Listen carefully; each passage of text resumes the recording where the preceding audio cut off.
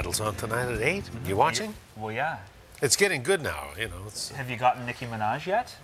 I still don't get her. And I don't get that they got rid of that young guy that was so inspiring, but, you know, that's the show. Big show coming if you're a fan of the Tenors. Right? That's right. The Tenors coming back to Victoria, the Canadian quartet, in the midst of a 70-city North American tour. And Port McNeil's Clifton Murray is prepared for the long haul with health remedies and creature comforts. May God bless and keep you always. May your wishes all come true. I'm bringing my cappuccino machine actually on the road.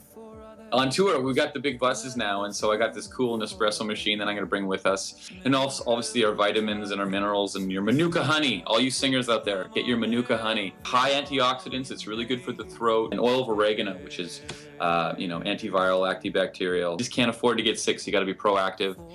No late nights, we're not rock star partiers, you know. We got to keep the voice nice and pure.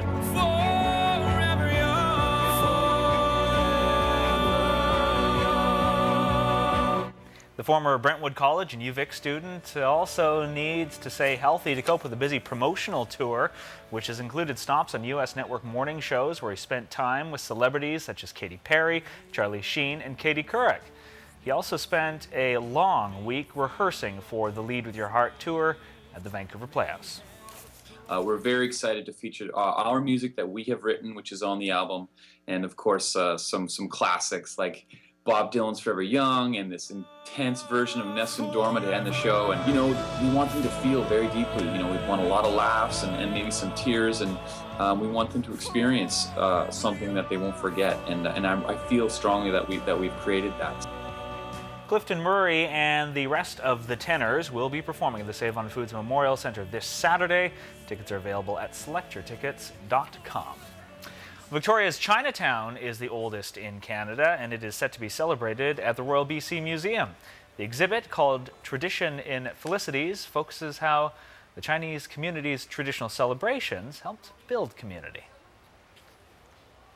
So this is the centerpiece of the exhibit.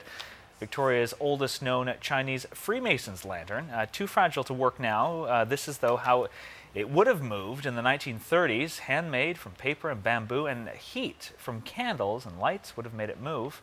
The exhibit also features video stories featuring local families, artifacts, and photographs dating back to the 1890s.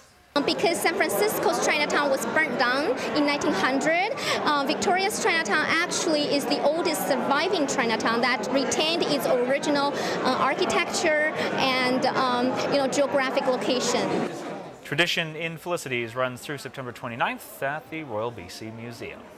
Craigdarroch Castle is set to celebrate Valentine's with the best of the Bard's love scenes. Two Victoria theatre companies are teaming up to stage Shakespeare in Love. It's your chance to see an eclectic lineup of romantic moments without having to sit through all that other stuff.